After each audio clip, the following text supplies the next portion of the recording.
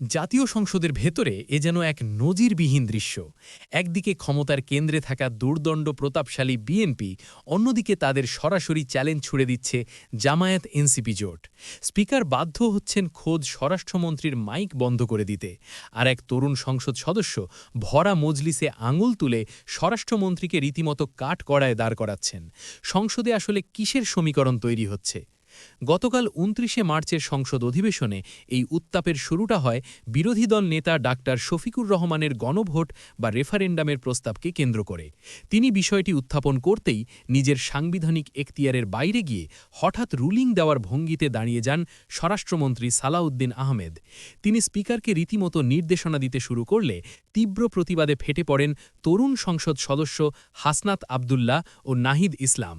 তাদের সুস্পষ্ট অভিযোগ, সংবিধানের দোহাই দিয়ে গণভোটের দাবিটি সুকৌশলে ধামাচাপা দিতে চাইছে সরকার। পরিস্থিতি সামাল দিতে স্পিকার আগামী ৩১শে মার্চ আলোচনার দিন ধার্য করেন, কিন্তু স্বরাষ্ট্রমন্ত্রী বারবার আইনি ব্যাখ্যার জালে ফেলার চেষ্টা করলে বাধ্য হয়ে স্পিকার স্বয়ং স্বরাষ্ট্রমন্ত্রীর মাইকটি বন্ধ করে দেন। এরপরই অধিবেশনের পারদ চূড়ায় নিয়ে যান তরুণ সংসদ সদস্য হান্নান মাসুদ।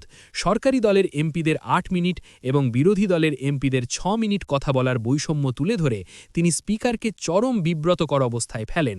এরপরই তুলে ধরেন দেশের আইন শৃঙ্খলা পরিস্থিতির ভয়াবহ চিত্র। নিজে আইন প্রণেতা হয়েও দুবার হামলার শিকার হওয়া এবং শাপলা কলি মার্কায় ভোট দেওয়ায় এক নারীর চরম প্রতিহিংসার শিকার হওয়ার অভিযোগ তিনি সংসদে তুলে ধরেন। বক্তব্যের একেবারে শেষ পর্যায়ে তিনি স্বরাষ্ট্রমন্ত্রীকে লক্ষ্য করে তীক্ষ্ণ বাক্যবাণ ছুড়ে দেন। তিনি পরিষ্কার জানিয়ে দেন, আইনের ব্যাখ্যা দেবেন আইনমন্ত্রী, এখানে স্বরাষ্ট্রমন্ত্রীর নাক গলানোর কোনো অধিকার নেই। স্বরাষ্ট্রমন্ত্রীর মূল কাজ দেশের আইন শৃঙ্খলা ঠিক করা, যা পালনে তিনি চরমভাবে ব্যর্থ হয়েছেন।